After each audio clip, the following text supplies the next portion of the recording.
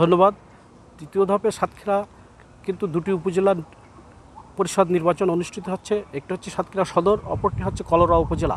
আমি এই মুহূর্তে দাঁড়িয়ে আছি সাতক্ষীরা সরকারি বালিকা উচ্চ বিদ্যালয়ে, যেটি সাতক্ষীরা সদর উপজেলার মধ্যে কিন্তু একটি বড় কেন্দ্র।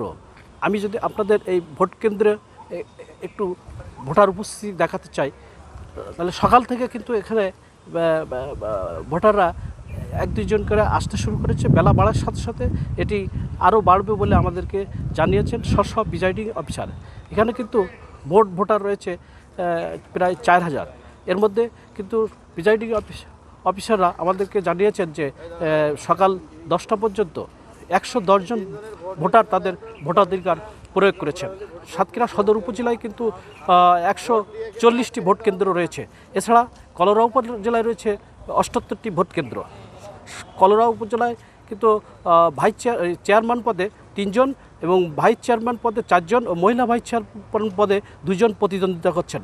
এছাড়া সাতক্ষীরা সদর উপজেলায় কিন্তু চেয়ারম্যান পদে 5 জন প্রতিদ্বন্দ্বিতা করছেন। এছাড়া ভাইস চেয়ারম্যান ও মহিলা ভাইস চেয়ারম্যান পদে ইতিমধ্যে ইঞ্জিনিয়ার শামস ইশতিয়াক শোভন ও কোহিনুর ইসলাম বিনা প্রতিদ্বন্দ্বিতায় নির্বাচিত হয়েছেন।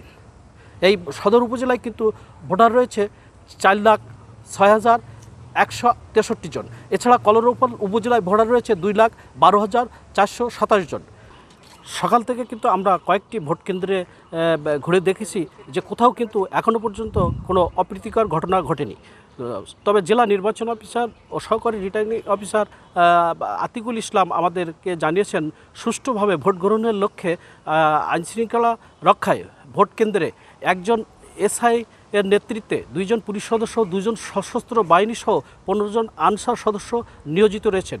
এছাড়া সাতক্ষীরা সদরে 15 জন ও কলরা উপজেলায় 13 জন ম্যাজিস্ট্রেট দায়িত্ব পালন করছেন।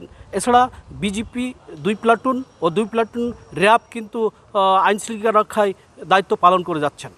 এই ছিল আমার কাছে ভোটের সর্বশেষ তথ্য।